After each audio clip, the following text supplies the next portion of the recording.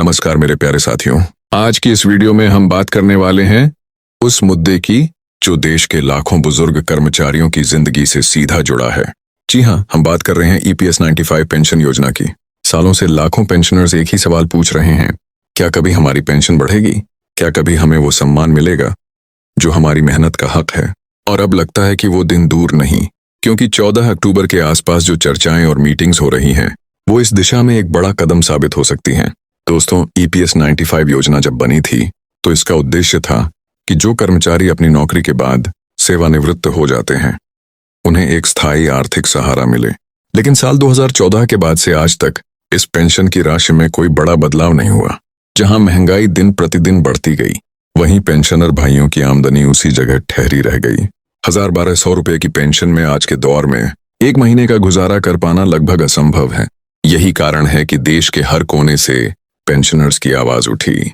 कोई महाराष्ट्र से, कोई बिहार से, कोई पंजाब या यूपी से, हर जगह से एक ही बात कही गई, हमें हमारा हक चाहिए, हमें इज्जत से जीने का अधिकार चाहिए। इसी बीच कमांडर अशोक रावत जी ने इस मुद्दे को एक आंदोलन का रूप दिया।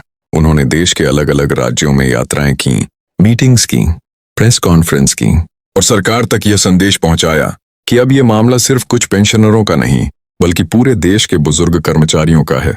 कमांडर साहब ने कहा, हमने अपनी जवानी इस देश को दी है, अब बुढ़ापे में बस इतना चाहते हैं कि सरकार हमें सम्मान से जीने दे। हम भी उसी भारत के नागरिक हैं जिसके विकास के लिए हमने दशकों तक मेहनत की। इन बातों ने लोगों के दिल को छू लिया। लाखों पेंशनर्स ने सोशल मीडिया पर जस्टिस फॉर EPS 95 ट्रेंड शुरू किया। हर राज्य से प्रतिनिधि बने, हर जिले में मीटिंग्स हुई और धीरे धीरे यह एक मजबूत जन आंदोलन में बदल गया। अब सरकार के भीतर भी इस मुद्दे पर चर्चा शुरू हो गई। श्रम मंत्रालय ने EPFO के अधिकारियों के साथ कई बैठकों का आयोजन किया। मीडिया रिपोर्ट्स के अनुसार न्यूनतम पेंशन को 1000 रुपए से बढ़ाकर पहले 3000 और फिर 5000 रुपए प्रतिमाह करने का प्रस्ताव तैयार किया गया है। प्रधानमंत्री जी ने स्वयं यह कहा है कि हम पेंशनरों के सम्मान में कोई कमी नहीं छोड़ेंगे।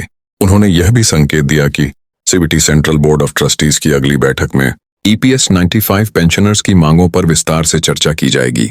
यह सुनकर पेंशनर भाई बहनों के चेहरे पर कई महीनों बाद मुस्कान लौटी है।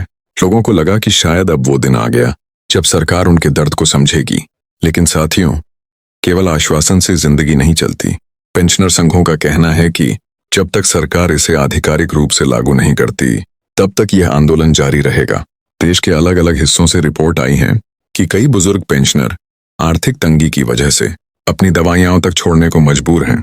कई परिवारों में बच्चों की पढ़ाई प्रभावित हो रही है। ऐसे में जब सरकार विकसित भारत की बात करती है तो इन बुजुर्गों की हालत देखकर दिल भर आता है। कमांडर साहब ने अपने ताजा संबोधन में कहा, हम किसी से लड़ाई नहीं चाहते, हम सिर्फ न्याय चाहते हैं।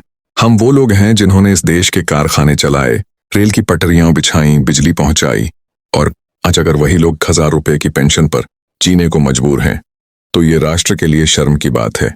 इन शब्दों ने देश भर के पेंशनर्स में नई ऊर्जा भर दी। हर राज्य में समितियां बनी, हर जिले में प्रतिनिधि चुने गए और अब हर जगह एक ही बात कही जा रही है, हम एकजुट हैं और अब पीछे नहीं हटेंगे। दिल्ली, पटना, लखनऊ, भोपाल, जयपुर, हर जगह रैलियां हुई, ज्ञापन सौंपे गए और अब आंदोलन का अगला चरण दिल्ली मार्च के रूप में तैयार हो रहा है।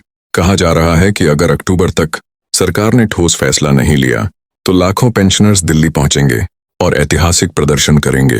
सरकार की तरफ से जो खबरें आ रही हैं उनमें यह कहा गया है कि श्रम मंत्रालय ने EPFO को यह जांच करने को कहा है कि इस योजना को लागू करने में कितना वित्तीय भार आएगा। रिपोर्ट तैयार की जा रही है और उसे जल्द ही प्रधानमंत्री कार्यालय को भेजा जाएगा। दोस्तों, यह कोई छोटा कदम नहीं है। इसका मतलब है कि अब सरकार इस मुद्दे को गंभीरता से ले रही है। जो बातें पहले सिर्फ मंचों तक सीमित थीं, अब वो सरकार की फाइलों में दर्ज हो रही हैं। लेकिन याद रखिए, इतिहास गवाह है कि जब तक जनता एकजुट नहीं होती कोई भी मांग पूरी नहीं होती। इसलिए कमांडर साहब ने कहा है, अब वक्त है एक मंच पर आने का। हर पेंशनर, हर कर्मचारी को इस आंदोलन का हिस्सा बनना होगा। उन्होंने यह भी कहा है कि हर राज्य में ऑनलाइन मीटिंग्स होंगी जहां लोग अपनी समस्याएं सीधे रख सकेंगे। हर सप्ताह एक राज्य की मीटिंग तय की गई है ताकि किसी की भी आवाज दब न पाए। दोस्तों, आज का दौर सोशल मीडिया का है। अगर हम सब मिलकर एक आवाज उठाएं तो सरकार को सुनना ही पड़ेगा। यही वजह है कि अब ट्विटर पर इंक्रीज पेंशन नाउ और EPS 95 पेंशनर्स यूनाइट जैसे हैशटैग तेजी से ट्रेंड कर रहे हैं। हर दिन हजारों लोग इस अभियान से जुड़ रहे हैं। कोई अपनी कहानी बता रहा है, कोई अपने संघर्ष साझा कर रहा है। इन सबके बीच एक बात साफ है, अब यह आंदोलन रुकने वाला नहीं है। पेंशनरों की यह एकता देश के लिए एक मिसाल बन गई है। जहां उम्र के इस पड़ाव पर लोग आराम करना चाहते हैं, वहीं ये बुजुर्ग आज भी लड़ रहे हैं। ईमान ख्यास के लिए, अपने सम्मान के लिए, अपने भविष्य के लिए। और दोस्तों, यही है असली ताकत, क्योंकि जब किसी की आवाज दिल से निकलती है तो वो दीवारें भी हिला देती हैं। दोस्तों, जैसे जैसे ये आंदोलन मजबूत होता गया, वैसे वैसे सरकार पर भी दबाव बढ़ने लगा। संसद के अंदर और बाहर हर तरफ से एक ही सवाल उठने लगा, कब तक हमारे बुजुर्ग पेंशनर भाइयों को 1000 रुपए की पेंशन पर गुजारा करना पड़ेगा। लोकसभा में कई सांसदों ने इस मुद्दे को उठाया, राज्यसभा में भी पेंशनर हितों की चर्चा हुई। कई सांसदों ने यह तक कहा, जब हमारे देश में करोड़ों रुपए की योजनाएं बन सकती हैं, तो क्या हमारे बुजुर्ग कर्मचारियों के लिए एक सम्मानजनक पेंशन तय करना मुश्किल है? श्रम मंत्री ने जवाब में कहा, सरकार इस विषय पर गंभीरता से विचार कर रही है। ईपीएफओ के साथ मिलकर वित्तीय प्रभाव का अध्ययन किया जा रहा है। हम यह सुनिश्चित करेंगे कि पेंशनर्स को न्याय मिले, साथ ही ईपीएफओ पर अतिरिक्त बोझ भी न पड़े। अब दोस्तों, ये जवाब सुनकर कई पेंशनर थोड़े संतुष्ट हुए, क्योंकि कम से कम सरकार ने इस मुद्दे को नकारा नहीं। लेकिन कमांडर अशोक रावत जी ने साफ कहा, ये वक्त वादों का नहीं, वास्तविक कदम उठाने का है। उन्होंने कहा कि अगर सरकार सच्चे मन से इस योजना को लागू करे तो करोड़ों बुजुर्गों का जीवन बदल सकता है, क्योंकि पेंशन सिर्फ पैसे का मामला नहीं, ये सम्मान का मामला है। उन्होंने कहा, जिस देश में युवाओं को रोजगार की जरूरत है, उसी देश में बुजुर्गों को इज्जत की जरूरत है। अगर हम अपने बुजुर्गों को सुरक्षा नहीं दे पाए तो समाज कभी आगे नहीं बढ़ेगा। दोस्तों, ये बातें सुनकर देश भर के ईपीएस पेंशनर फिर से सक्रिय हो गए। हर जगह बैठकें होने लगी, हर जिला समिति ने नई रणनीति बनाई। सोशल मीडिया पर भी एक नया अभियान शुरू हुआ, एक आवाज एक मांग। इस अभियान के तहत देश के हर हिस्से से लोग अपने स्थानीय सांसदों को चिट्ठियां भेजने लगे। कुछ ने वीडियो संदेश बनाए, कुछ ने हस्ताक्षर अभियान चलाया। लक्ष्य था सरकार को बताना कि अब हम चुप नहीं बैठेंगे। इसी बीच मीडिया ने भी इस आंदोलन को प्रमुखता से दिखाना शुरू किया। टीवी चैनलों ने रिपोर्ट चलाई, अखबारों ने संपादकीय लिखे और सोशल मीडिया पर ईपीएस पेंशनर्स के संघर्ष की कहानियां तेजी से फैलने लगीं। एक रिपोर्ट में बताया गया कि देश में लगभग 65 लाख पेंशनर ईपीएस 95 योजना से जुड़े हुए हैं। इनमें से अधिकतर ऐसे हैं जो अब 60 से 75 वर्ष की उम्र पार कर चुके हैं। कई तो ऐसे हैं जो अपनी पेंशन से दवाइयां भी नहीं खरीद पा रहे। दोस्तों, सोचिए, जिस इंसान ने अपनी जवानी में देश की सेवा की, आज वही अपने आखिरी दिनों में पैसे के लिए तरस रहा है। क्या ये न्याय है? इसी सवाल ने सरकार को सोचने पर मजबूर किया और तभी खबर आई कि ईपीएफओ की समिति ने एक ड्राफ्ट प्रस्ताव तैयार किया है, जिसमें यह सिफारिश की गई है कि न्यूनतम पेंशन को 1000 रुपये से बढ़ाकर 5000 रुपये प्रति माह किया जाए। इसके अलावा जो लोग अपने सेवा काल में अधिक योगदान दे चुके हैं, उन्हें उनके हिसाब से अतिरिक्त पेंशन देने का सुझाव भी दिया गया है। अब ये खबर आते ही पेंशनरों में एक नई उम्मीद जगी। लोगों ने कहा, शायद अब हमारी सुनवाई होने वाली है। कमांडर अशोक रावत जी ने इस पर प्रतिक्रिया देते हुए कहा, अगर सरकार सच में यह फैसला लागू करती है तो ये केवल एक आर्थिक राहत नहीं होगी, बल्कि ये हमारे आत्मसम्मान की जीत होगी। लेकिन उन्होंने साथ ही चेतावनी भी दी, जब तक फैसला आधिकारिक तौर पर नहीं आता, हम अपना आंदोलन जारी रखेंगे। इस बीच 14 अक्टूबर को होने वाली ईपीएस 9 कमेटी की बैठक को लेकर पूरे देश की निगाहें टिकी हैं। हर पेंशनर यही चाहता है कि इस बैठक में कोई ठोस निर्णय निकले। दिल्ली, मुंबई, पटना, चंडीगढ़, लखनऊ, हर जगह तैयारी जोरों पर है। लोग बसों और ट्रेनों से निकलने की योजना बना रहे हैं। हर कोई कह रहा है, अब की बार दिल्ली में इतिहास लिखा जाएगा। इस आंदोलन की सबसे बड़ी ताकत है उसकी एकता और शांति। कोई हिंसा नहीं, कोई तोड़फोड़ नहीं, बस शांतिपूर्ण लेकिन मजबूत आवाज। और यही वजह है कि अब ये आंदोलन पूरे देश में सम्मान के साथ देखा जा रहा है। दोस्तों, इस बीच एक और बड़ी खबर आई। सरकार ने ईपीएफओ को निर्देश दिया है कि वो एक विशेष समिति बनाए जो पेंशनरों की समस्याओं को सीधे सुने। हर राज्य से प्रतिनिधि को बुलाकर एक समन्वय मंच तैयार किया जाएगा, जहां समस्याओं पर चर्चा होगी। ये सुनकर पेंशनर्स ने राहत की सांस ली, क्योंकि पहली बार ऐसा हुआ जब सरकार ने संवाद के लिए दरवाजा खोला। कमांडर रावत जी ने इसे आशा की किरण बताया, लेकिन साथ ही कहा, जब तक अंतिम फैसला नहीं आता, हम एकजुट रहेंगे, क्योंकि हमारा संघर्ष सम्मान के लिए है, न कि किसी दल या व्यक्ति के लिए।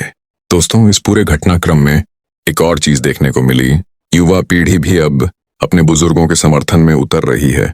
कई जगह कॉलेज और यूनिवर्सिटी के छात्र इन अभियानों में शामिल हो रहे हैं। किसी ने पोस्टर बनाए, किसी ने वीडियो बनाए, किसी ने सोशल मीडिया पर अपने दादा दादी की कहानी साझा की।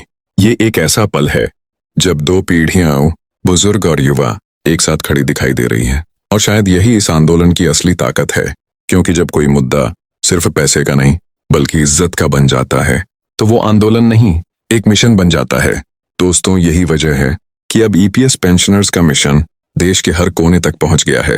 हर राज्य में सम्मान यात्रा निकाली जा रही है, जहां पेंशनर एक साथ आते हैं, अपनी कहानी सुनाते हैं और एक दूसरे को हिम्मत देते हैं। कमांडर रावत जी ने एक सभा में कहा, हम सब एक परिवार हैं और जब परिवार साथ खड़ा होता है तो कोई ताकत उसे हिला नहीं सकती। लोगों ने तालियों से स्वागत किया। कई बुजुर्गों की आंखों में आंसू थे, लेकिन वो आंसू कमजोरी के नहीं बल्कि उम्मीद के थे। मेरे प्यारे साथियों, अब बात करते हैं उस पल की जिसका इंतजार हर ईपीएस 95 पेंशनर को है। दिल्ली मार्च की 14 अक्टूबर की तारीख नजदीक है। देश भर के लाखों पेंशनर्स इस दिन का इंतजार कर रहे हैं। हर राज्य में तैयारियां जोरों पर हैं। कोई ट्रेन बुक कर रहा है, कोई बसें तैयार कर रहा है, तो कोई अपने बैनर और झंडे लिख रहा है। हम न्याय चाहते हैं, दया नहीं। दोस्तों, ये लाइन अब एक नारा बन चुकी है। हर बुजुर्ग के दिल में एक ही बात है, हम भी इस देश के नागरिक हैं और हमें भी सम्मान पूर्वक जीने का हक है। कमांडर अशोक रावत जी ने अपने हालिया भाषण में कहा, दिल्ली अब सिर्फ एक मंजिल नहीं बल्कि ये हमारी उम्मीद का प्रतीक है। हम वहां लड़ने नहीं बल्कि अपनी आवाज पहुंचाने जा रहे हैं, शांतिपूर्वक, अनुशासन के साथ, लेकिन मजबूती से। उन्होंने कहा, हमारे हाथ में लाठी नहीं होगी, हमारे हाथ में संविधान होगा। हमारे मुंह से नारे नहीं निकलेंगे, हमारे मुंह से सच्चाई निकलेगी। इन शब्दों ने हर सुनने वाले के दिल को छू लिया। देश भर में बुजुर्ग पेंशनर्स ने एक बार फिर हिम्मत जुटाई। कई लोगों ने कहा, भले हमारी टांगों में अब वो ताकत नहीं रही, लेकिन हमारे हौसले अब भी जवान हैं। कई वीडियो सामने आए जहां 70-75 साल के बुजुर्ग कह रहे हैं, अगर जरूरत पड़ी तो हम लाठी लेकर नहीं, अपने अनुभव और सच्चाई के साथ दिल्ली पहुंचेंगे। दोस्तों, ये सिर्फ एक मार्च नहीं, ये एक आंदोलन है जो आने वाली पीढ़ियों को सिखाएगा कि हक कैसे मांगा जाता है। दिल्ली की धरती अब तैयार है एक इतिहास लिखने के लिए। हर राज्य से दल, हर क्षेत्र से प्रतिनिधि और हर दिल से दुआ, सब एक दिशा में बढ़ रहे हैं। श्रम मंत्रालय की इमारत के सामने जब लाखों पेंशनर एक साथ खड़े होंगे तो वो नजारा सिर्फ दृश्य नहीं होगा, वो देश की आत्मा की आवाज होगी। माना की उम्र बढ़ गई है, लेकिन आत्मा अब भी वही है जिसने कभी इस देश को खड़ा किया था। दोस्तों, इस पूरे आंदोलन की सबसे बड़ी बात है अनुशासन और शांति। कहीं कोई हिंसा नहीं, कहीं कोई गुस्सा नहीं, सिर्फ एक सच्ची पुकार, हमें हमारा अधिकार चाहिए। कमांडर रावत जी ने कहा, हम किसी सरकार के विरोध में नहीं, हम अपनी गरिमा के पक्ष में खड़े हैं। उन्होंने यह भी कहा, हम जानते हैं कि प्रधानमंत्री जी व्यस्त हैं, लेकिन हम उनसे बस इतना कहना चाहते हैं, आपने हमेशा सबका साथ, सबका विकास की बात की, अब सबका सम्मान भी सुनिश्चित कीजिए। दोस्तों, ये आवाज जब एकजुट होकर उठती है तो देश को झकझोर देती है। यही वजह है कि अब मीडिया, राजनीतिक दल और आम जनता सब इस आंदोलन की चर्चा कर रहे हैं। कई युवा सोशल मीडिया पर respect for EPS pensioners trend चला रहे हैं। लोग अपने पिताजी, दादाजी की तस्वीरें शेयर कर रहे हैं और लिख रहे हैं, इन्होंने देश बनाया, अब देश इनका साथ दे। ये देखना दिल को छू जाता है, क्योंकि ये सिर्फ एक आंदोलन नहीं बल्कि पीढ़ियों का संवाद है, जहां एक तरफ बुजुर्ग हैं जो अपने अनुभव के सहारे खड़े हैं और दूसरी तरफ युवा हैं जो उनके संघर्ष में साथ दे रहे हैं। इसी बीच खबर आई है कि प्रधानमंत्री कार्यालय ने श्रम मंत्रालय से विस्तृत रिपोर्ट मांगी है। कहा गया है कि पेंशन सुधार पर एक अंतिम निर्णय जल्द लिया जाएगा। दोस्तों, ये बड़ी बात है। इसका मतलब है कि अब सरकार के शीर्ष स्तर पर इस विषय को गंभीरता से देखा जा रहा है और यही तो वो पल है जिसका इंतजार हर बुजुर्ग को था। अब लोग कह रहे हैं, अगर सरकार ने इस बार न्याय किया तो हम इस देश को दुआ देंगे, लेकिन अगर नहीं किया तो ये आवाज और बुलंद होगी। दोस्तों, ये लड़ाई अब सिर्फ ईपीएस पेंशनर्स की नहीं रही, अब ये पूरे समाज की है, क्योंकि अगर हम अपने बुजुर्गों को सम्मान नहीं दे सकते तो हमारा विकास अधूरा है। आज हर घर में चर्चा है, क्या सरकार 5,000 रुपये न्यूनतम पेंशन लागू करेगी? लोग उम्मीद लगाए बैठे हैं कि इस दीपावली पर शायद कोई खुशखबरी मिले। कमांडर रावत जी ने अपने हालिया संदेश में कहा, हम हार नहीं मानेंगे, हम थक सकते हैं लेकिन रुकेंगे नहीं, क्योंकि ये सिर्फ हमारा हक नहीं, हमारा कर्तव्य भी है। उनकी ये बातें सुनकर हर पेंशनर के चेहरे पर एक नई रोशनी आ गई। लोगों ने अपने घरों में तिरंगा लगाया, रैली की तैयारी की और दिल में एक ही विश्वास रखा, सत्य की जीत हमेशा होती है। 14 अक्टूबर को दिल्ली में जब लाखों पेंशनर एक साथ खड़े होंगे तो ये सिर्फ एक प्रदर्शन नहीं बल्कि एक संवैधानिक सम्मान का पर्व होगा। हर तरफ तख्तियां होंगी, हमने भारत बनाया है, अब भारत हमें याद रखे। लोग अपने बच्चों और पोतों को साथ ला रहे हैं, कह रहे हैं, देखो बेटा, अधिकार ऐसे मांगे जाते हैं। दोस्तों, ये दृश्य आने वाले समय में देश की प्रेरणा बनेगा, क्योंकि जहां बुजुर्ग सम्मान मांगते हैं वहां सभ्यता जिंदा रहती है। अब सरकार के पास दो रास्ते हैं, या तो इस आंदोलन को अनदेखा करे या इसे एक अवसर माने देश के बुजुर्गों का दिल जीतने का। और मुझे विश्वास है कि जब आवाजें सच्ची होती है तो देर भले हो पर मंजिल मिलती जरूर है। इसलिए दोस्तों, अगर आप भी EPS 95 पेंशनर हैं या किसी ऐसे को जानते हैं जो इस योजना से जुड़ा है, तो आज ही उनसे कहिए, आप अकेले नहीं हैं, हम सब साथ हैं और हम सबकी एक ही मांग है, सम्मानजनक पेंशन आज ही। चलते चलते मैं यही कहूंगा, इस देश की असली पहचान उसके सैनिकों से नहीं बल्कि उसके वरिष्ठ नागरिकों से होती है, जिन्होंने जिंदगी भर ईमानदारी से काम किया। सरकारें आएंगी जाएंगी, लेकिन इतिहास हमेशा याद रखेगा कि कभी कुछ बुजुर्गों ने अपने अधिकारों के लिए शांति से एक ऐसा आंदोलन किया जिसने देश को सोचने पर मजबूर कर दिया। और जब वो दिन आएगा जब हर बुजुर्ग के चेहरे पर मुस्कान होगी, हर घर में सम्मान होगा और हर दिल में गर्व होगा, तब हम कह सकेंगे, हाँ, भारत सच में विकसित हुआ है। जय हिंद, जय पेंशनर एकता।